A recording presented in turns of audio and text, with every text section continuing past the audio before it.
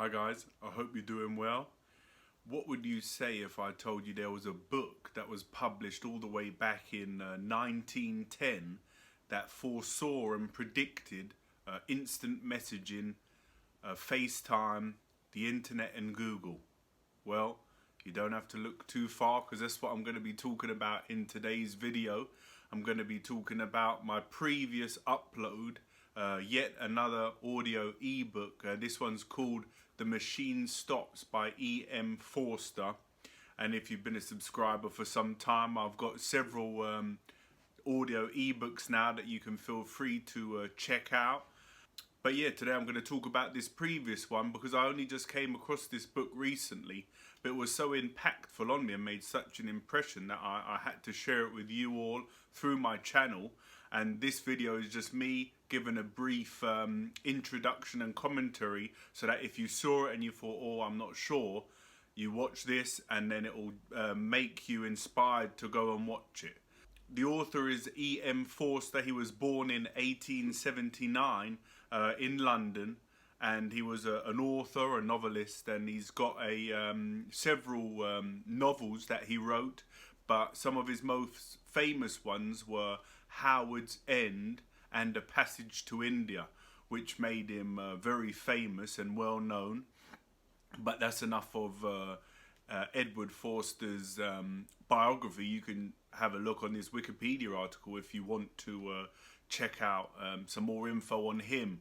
But yeah, this book, The Machine Stops, what a great book it is. It's only short, about an hour and a bit to read, compared to most novels are normally 4, 5, 6 hours long. So it's very short, but it's just an amazing journey. It's so good and well written that it's like a page turner. It keeps you turning the pages and wanting to know what's going to happen next.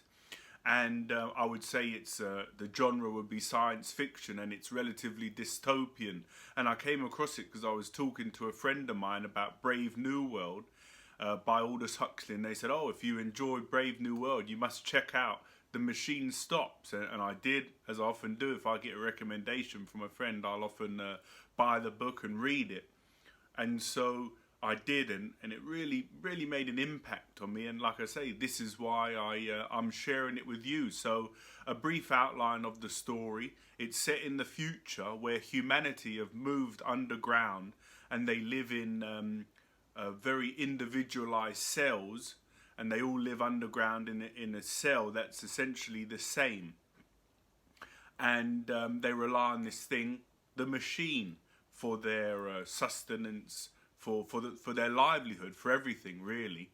And so there's these humans, they live under the ground, they rely on the machine, and the two main characters in the book are a mother and son. The mother is called Vashti, the son is called Kuno. Vashti is very content with her life. She has been sublimated to the machine. She's in the book they refer to her as like very upper class, you know, the fact that she abides by what the machine says and believes in the machine. Whereas her son Kuno, he's a bit of a rebel and he's not yet ready to submit to life in his cell. And as I mentioned at the beginning, this book talks about instant messaging and an internet of sorts, and this machine and the book of the machine is almost like a Google. So it's fascinating the fact that it was written around 1910, that he foresaw all of these you know, futurist things that we now take as second nature. You know, we just, if children are born today, as they're growing up, they just have all these things around. And so it's amazing to think back to how life was back in 1910, and that this man could foresee all these things occurring. So that's a brief sort of introduction and commentary about the general outline. I don't really want to say too much more because I might spoil it, so I'd much rather you go and have a look at the audio ebook yourself. If you want to do that, you can click up here and just go to that straight away, get the link to that. So I really hope that that brief commentary and introduction has made you inclined to check it out and see what it's about, because it really is a great short story, and I hope you enjoy it. Okay, thanks for watching. I'll see you next time. Bye.